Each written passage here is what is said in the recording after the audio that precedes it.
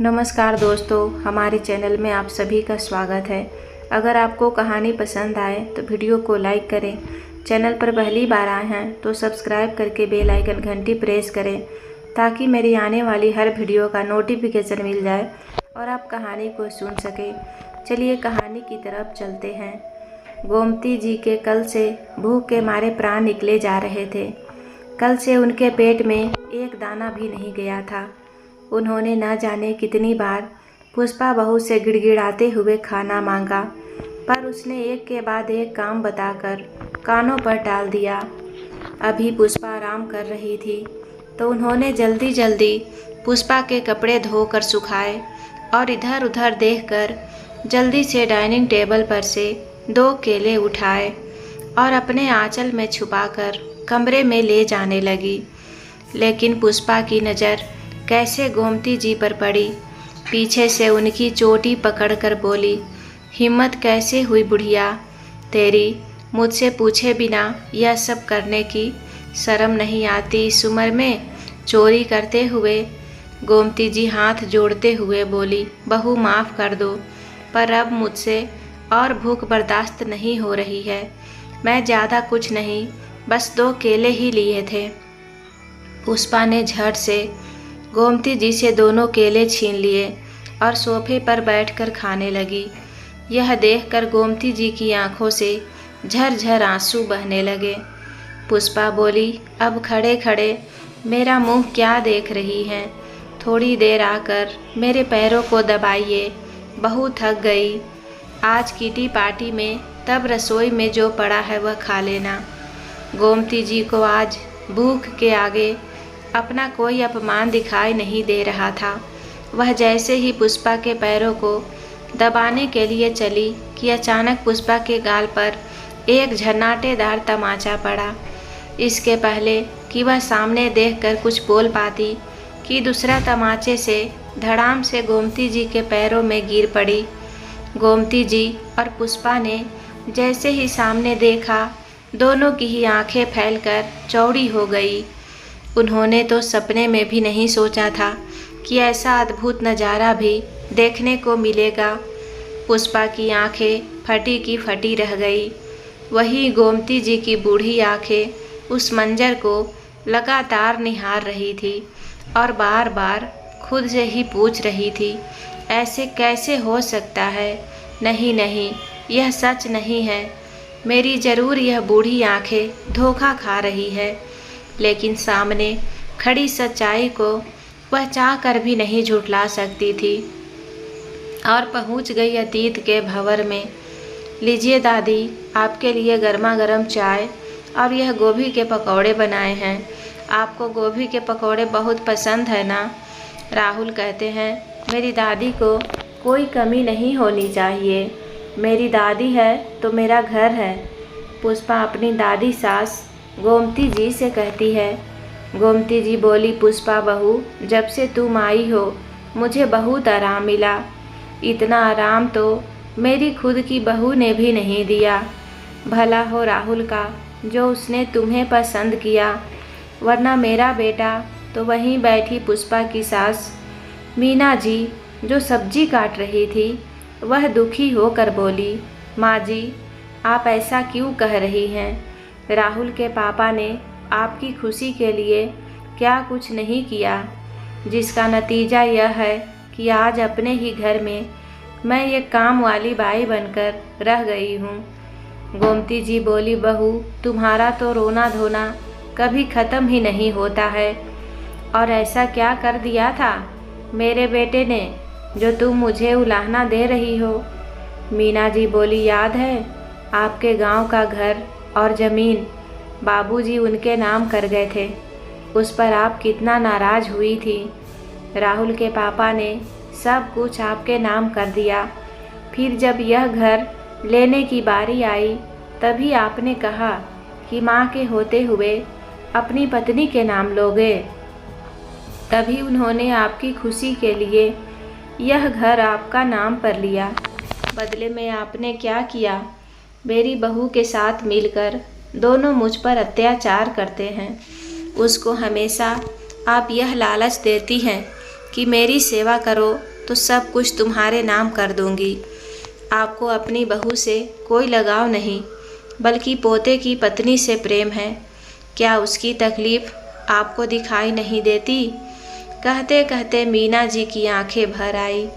पुष्पा गुस्से में बोली, मम्मी जी, घर में सब हंसते बोलते हैं तो क्या आपको अच्छा नहीं लगता है? और आपकी हिम्मत कैसे हुई दादी को इतने ताने देने की? सही तो किया दादी ने, वह घर की बड़ी हैं, सब उनके नाम पर है तो क्या दिक्कत है? मैंने आपको नहीं बल्कि दादी और इस घर की संपत्ति को देखकर शादी की थी। अब जल्दी से हाथ चलाइए, 7 बजने को आए हैं। दादी को खाना भी तो खाना है। बेचारी मीना जी चुपचाप वहाँ से रसोई में चली गई।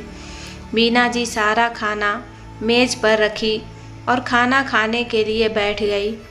गोमती जी ने गुस्से में कुर्सी पीछे खींच ली और खाने की प्लेट ज़मीन पर रखते हुए बोली, तेरी अब इस घर में इतनी ही औकात है। मीना जी आंखों में आंसू लिए वहीं ज़मीन पर पत्तल में खाने लगी, क्योंकि प्लेट भी पुष्पा ने छीन ली थी। दोनों मीना जी पर हंस रही थी। सारा काम ख़त्म करके कमरे में मीना जी अपने पुराने दिनों को याद करने लगी। उनके 2 बच्चे राहुल और मेघा। गोमती जी के दबाव के कारण मेघा की शादी 22 साल में ही करनी पड़ी, क्योंकि वह हमेशा कहती थी, लड़की को विदा करो और अपने घर से बोझ हल्का करो, तभी तो बहू आकर घर में बसेगी। 6 महीने बीते, दिनेश बाबू रिटायर हुए। जो भी पैसे मिले अगले दिन दिनेश बाबू ने बिना किसी को बताए सारे पैसे अपनी पत्नी के नाम कर दिया। शायद वो अपनी माँ के स्वभाव से भली भांति परिचित थे। एक दिन गोमती जी बोली, बेटा दिनेश, रिटायर हुए हो, कितना पैसा मिला? उन्होंने कहा, माँ, ज़्यादा पैसे नहीं मिले हैं। मेघा की शादी में लोन लिया था और राहुल की पढ़ाई के समय भी। गोमती जी बोली, फिर भी कितने मिले हैं? दिनेश बाबू बोले, माँ, आपको क्या करना है, बस इतना याद रखो, आपको कभी कोई कमी नहीं होगी। मैं ना रहा तो मीना तो रहेगी ना। बस घर में पैसों के लिए कभी रिश्ते खराब नहीं होनी चाहिए, क्योंकि मीना ने बहुत त्याग किया है। गोमती जी बोली, रहने दे, वह क्या क्या की है, घर को तो मैंने संभाला है। दिनेश बाबू बोले, माँ, आप यह सोचिए, कल को अगर मेरे बेटे बहू बीना का ख्याल नहीं रख पाए तो उसके पास क्या रहेगा, कहाँ जाएगी वो? और एक बात, जो बहू अपनी सास को इज्जत ना दे सकी, वह दादी सास को कब तक इज्जत देगी? वह बोली, वाह बेटा, बेटी की शादी, बेटे की पढ़ाई और अपनी बीवी पर तुमने सारे पैसे खर्च कर दिए। और जब माँ की बारी आई तो ठन ठन गोपाल। माँ की बातों से दिनेश बाबू बहुत आहत हुए। मीना जी ने समझाया, मुझे कुछ नहीं चाहिए, जो है इन्हें दे दीजिए, बस घर में शांति बनी रहनी चाहिए। दिनेश बाबू बोले, मुझे करोड़ों रुपए नहीं मिले हैं मीना। मैंने कौन सा झूठ कहा? दोनों बच्चों की पढ़ाई और विवाह में जो भी पैसे लोन लिया था उसे मैं चुकता कर दिया, ताकि मेरे बाद मेरे बेटे को कर्ज चुकाना ना पड़े। बीना ना जाने वक्त किस करवट बदल ले, और अगर मैं ना रहा तो तुम्हारा ख्याल कौन रखेगा? मीना जी बोली, ऐसा मत कहिए, आपके बिना तो मैं जीवन की कल्पना ही नहीं कर सकती। जब मैं बहू से बुरा व्यवहार नहीं करूँगी तो वह क्यों करेगी? दिनेश बाबू बोले, मीना, तुमने तो माँ से कभी ऊंची आवाज़ में बात नहीं की, पर माँ ने तुम्हें कभी बेटी तो छोड़ो बहू का भी प्यार नहीं दिया। पर मुझे बस तुम्हारी चिंता है। आए दिन अखबारों में माँ बाप को वृद्धा आश्रम तो कभी बस स्टॉप पर छोड़ने की खबर पढ़कर दिनेश बाबू बहुत चिंतित रहते थे। एक दिन वह मीना जी की दवाई लेकर स्कूटर से लौट रहे थे। ना जाने क्या सोच रहे थे, जो ट्रक के हॉर्न भी नहीं सुने और उनका एक्सीडेंट हो गया। कुछ ही पलों में उनकी मृत्यु हो गई और मीना जी अकेली हो गई। कुछ दिन घर में सन्नाटा रहा। एक वही तो थे जो मीना जी की बातें सुनते थे। उनके जाते ही गोमती जी उन्हें कोसने लगी। इसी की चिंता में मेरा बेटा दुनिया से चला गया, पर इसे देखो रत्ती भर फर्क नहीं पड़ता है। मीना जी ने तो मानो अपना मुंह ही सील लिया हो, क्योंकि पहले सास थी, अब बहू भी उनका साथ देने लगी। और क्यों ना दे, जब तराजू का पलड़ा सामने भारी हो। रात को जब राहुल घर आया तो अचानक से राहुल की आवाज़ पर मीना जी का ध्यान भंग हुआ। माँ, आप कमरे में क्या कर रही हैं? सबने रात का खाना खा लिया। मुझे समझ में नहीं आता, यह क्या घर की परंपरा है कि सब खाना खा लेंगे तभी आप खाएंगे। अगर ऐसा है तो पुष्पा क्यों पहले खा लेती है? चलिए खाना खाइए। राहुल बिल्कुल अपने पिता की परछाई था।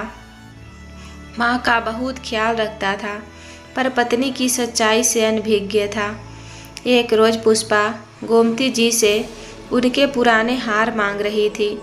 गोमती जी बोली, जब तक तुम्हारी सास है, यह जेवर और संपत्ति तुम्हारी नहीं हो सकती, क्योंकि अगर उसने कह दिया इन सब में उनकी बेटी का भी हिस्सा है, तो मैं तो ना इधर की रहूँगी और ना ही उधर की। तो इंतज़ार करो, कौन जानता है मुझसे पहले वही निकल जाए। इतना कहकर वह दोनों हंसने लगी और वहाँ से चली गई। पुष्पा मन ही मन सोची कि बुढ़िया मरने वाली नहीं है, जो इस बुढ़ापे में अपनी बहू के मरने का इंतज़ार करे। वह मेरा भला क्यों सोचेगी। राहुल को ऑफिस के काम से 2 हफ्ते के लिए दूसरे शहर जाना था। पुष्पा राहुल से बोली, बहुत दिन हो गए, मम्मी जी कहीं गई नहीं है। मैं सोचती हूँ उन्हें मेघा दीदी के घर भेज देती हूँ। राहुल बोला, तुम कितना अच्छी हो, सबके बारे में सोचती हो, वहाँ माँ का भी मन बहल जाएगा। इतना कहकर राहुल चला गया। गोमती जी अपनी पुरानी सहेली के घर घूमने गई थी, तो पुष्पा के दिमाग में खुरापात आया।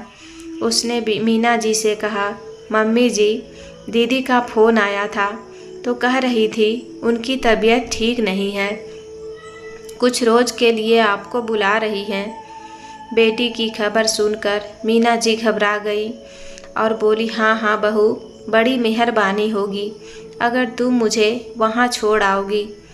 पुष्पा बोली, हाँ हाँ क्यों नहीं, मैं कोई आपकी दुश्मन थोड़ी हूँ। अब राहुल भी यहाँ नहीं है तो घर में ज़्यादा काम भी नहीं है, मैं सब संभाल लूँगी। ऐसा कीजिए, बैग में अपने कपड़े रख लीजिए, मैं आपको आज ही छोड़ आती हूँ। मीना जी अपना सामान रख रही थी तो पुष्पा आई और बोली, मम्मी जी, आजकल ज़माना बहुत ख़राब है।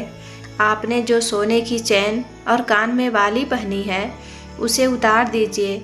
पता चला रास्ते में कोई छीन झपट्टी कर ले तो हम खुद को कैसे बचाएंगे। मीना जी के सामने अभी बस उनकी बेटी का चेहरा घूम रहा था। उन्होंने फटाफट उतार कर दोनों चीज़ें पुष्पा के हाथ में दे दी। पुष्पा को पता था गोमती जी शाम होने से पहले नहीं आएगी, तो पड़ोस में चाबी देकर निकल गई। दोनों बस स्टॉप पर पहुँचे। मीना को घर से निकले सालों हो गए थे, वह बाहर दुनिया से बिल्कुल अनजान थी। पुष्पा ने टिकट लिया और एक पानी की बोतल मीना जी को दे दी। मीना जी बोली, बहू, तुम्हें मेघा के घर का पता मालूम है? पुष्पा हंसकर बोली, हाँ हाँ मम्मी जी, मुझे सब पता है। चलिए तो मैं आज आपको आपकी सही जगह पहुंचाती हूँ, पर मैं ठहरूंगी नहीं, वरना दादी का ख्याल कौन रखेगा।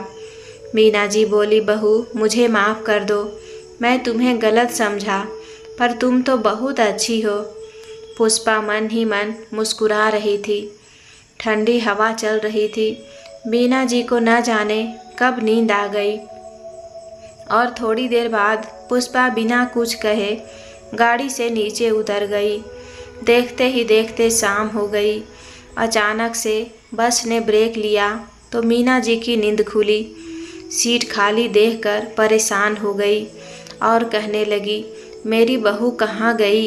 यहीं तो बैठी थी। अरे बस रुको, कहाँ गई मेरी बहू?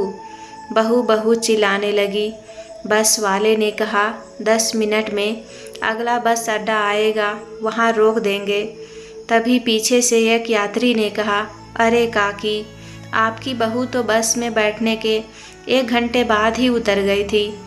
उनकी बात सुनकर मीना जी के हाथ पैर फूल गए, क्योंकि उन्हें तो पता ही नहीं था कि जाना कहाँ है। बस वाले ने अगले बस अड्डे पर उतार दिया। बेचारी रो रही थी। राहगीर ने पूछा, आपको जाना कहाँ है? और रोती और कहती, मुझे अपनी बेटी के पास बस्ती जाना है। देखते ही देखते रात हो गई। ढाबे वाले ने उन्हें रात भर रुकने की जगह और खाने को 2 रोटी दे दी, पर अगले दिन उन्हें वहाँ से निकलना पड़ा। बेचारी मीना जी दर दर भटकने लगी। लोगों से गुहार लगाती, पर कोई उनकी मदद नहीं कर पाता। आते जाते लोगों से खाने के लिए मांगती, कोई पैसे दे जाता तो कभी कोई 4 बातें सुना देता। कल तक जो अपने घर में पति की यादों के सहारे जी रही थी, आज रास्ते पर बहू के कारण भटक रही है। इधर पुष्पा ने गोमती जी को यह सब बताया तो दोनों बहुत खुश हुई।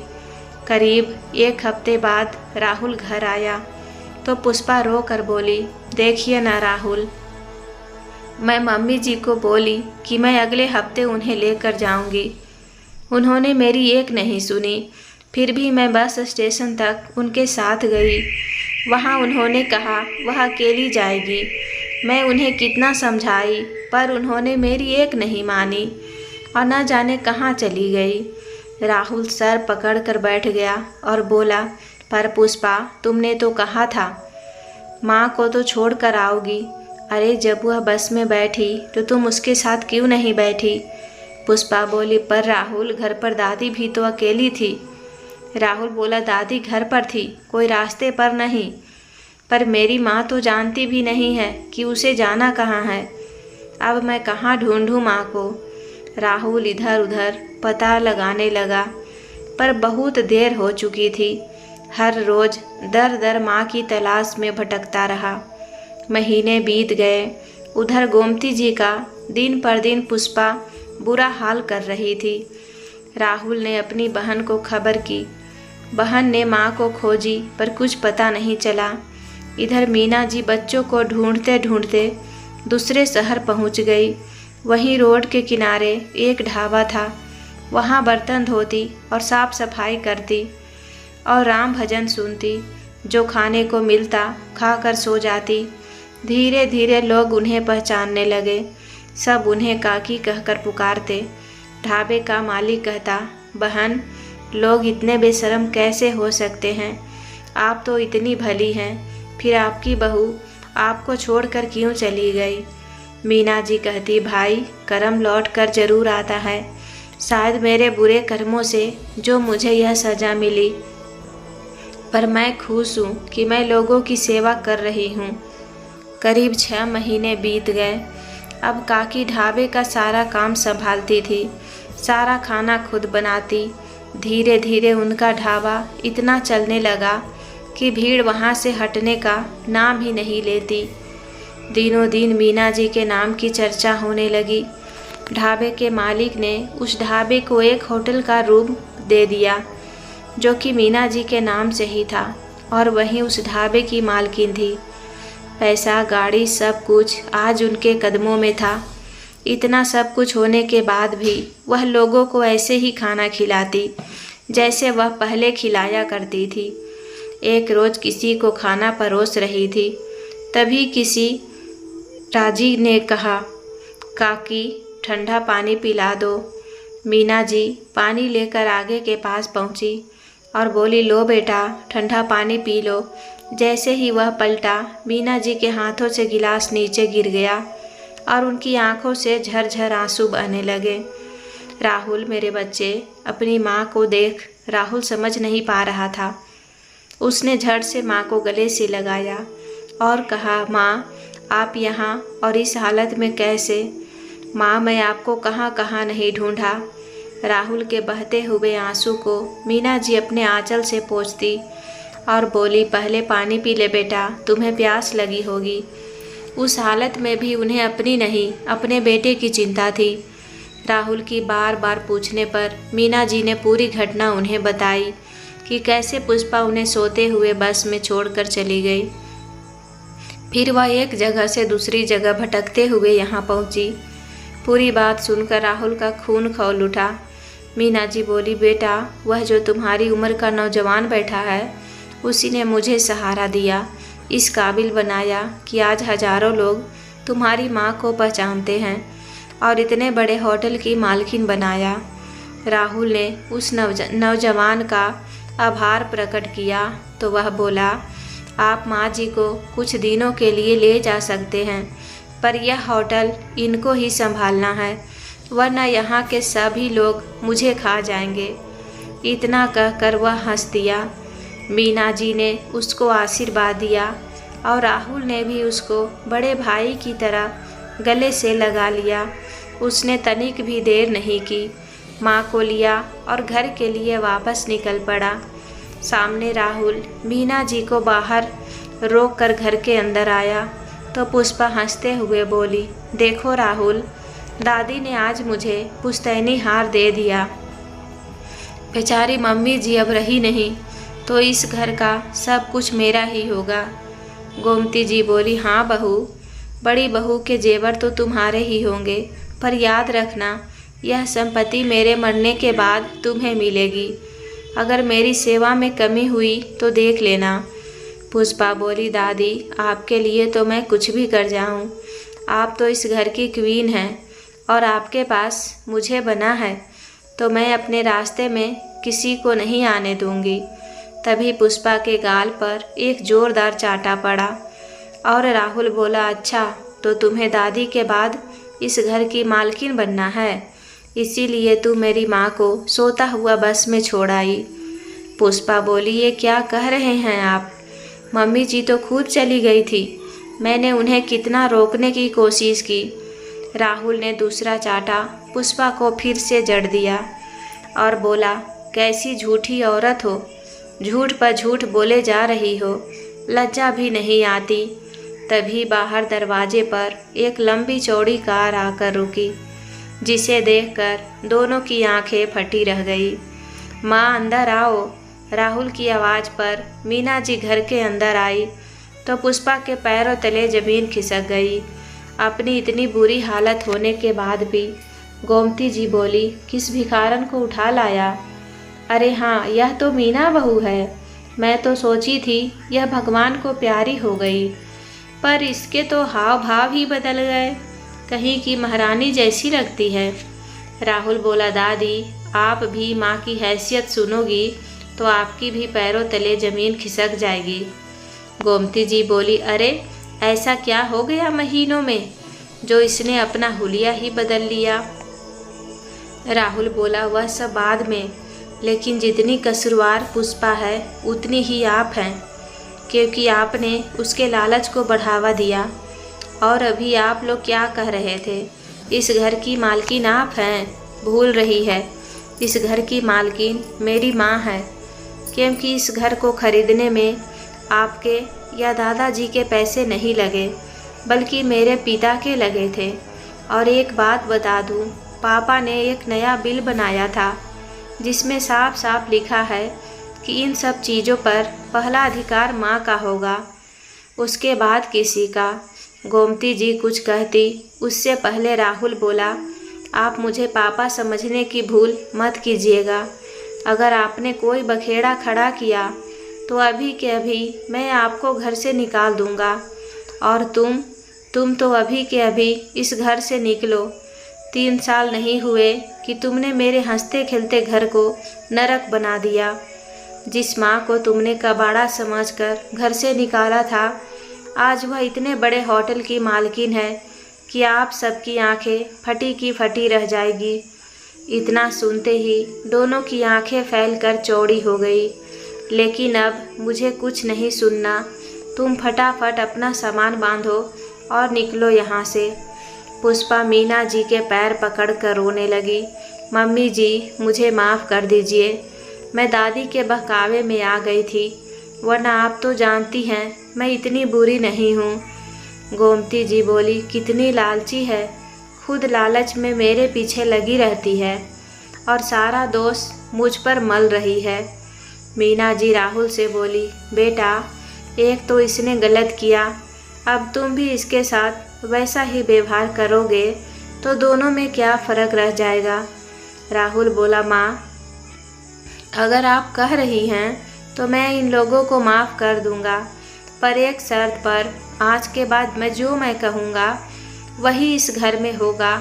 राहुल ने कहा, घर का सारा काम पुष्पा और दादी करेगी, अब आप घर का एक काम नहीं करेगी। और दादी माँ का कमरा उसके लिए खाली कीजिए, आपको इतने बड़े कमरे की कोई ज़रूरत नहीं है।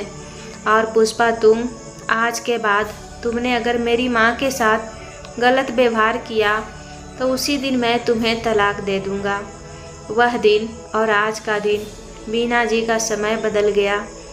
गोमती जी पोते के डर से बहू को कुछ नहीं कहती और पुष्पा, वह तो अब मीना जी के आगे पीछे घूमती, फिर भी अपनी करने की वजह से ना अपने पति ना अपनी सास की नज़र मिला पाती। पुष्पा को अपनी गलती का एहसास हो चुका था, जिसके कारण मीना जी ने उसे माफ़ कर दिया। मीना जी को शिकायत थी तो अपनी सास से कि वह एक माँ होकर अपने बेटे के साथ अन्याय करती रही और अपनी बहू के साथ होते हुए अन्याय को देखती रही। सालों बाद गोमती जी चल बसी और मीना जी अपने होटल की पूरी व्यवस्था देखने लगी। आज वह एक सम्मानित जिंदगी जी रही थी। धीरे धीरे उनका नाम और कारोबार बढ़ने लगा था और वह दिन पर दिन प्रगति करती चली गई। दोस्तों, उम्मीद करती हूँ आपको कहानी पसंद आई होगी। कहानी पसंद आए तो वीडियो को लाइक करें। चैनल पर पहली बार आए हैं तो सब्सक्राइब करके बेल आइकन घंटी प्रेस करें, ताकि मेरे आने वाली वीडियो का नोटिफिकेशन मिल जाए और आप कहानी को सुन सकें। कहानी को पूरा देखने के लिए दिल से धन्यवाद।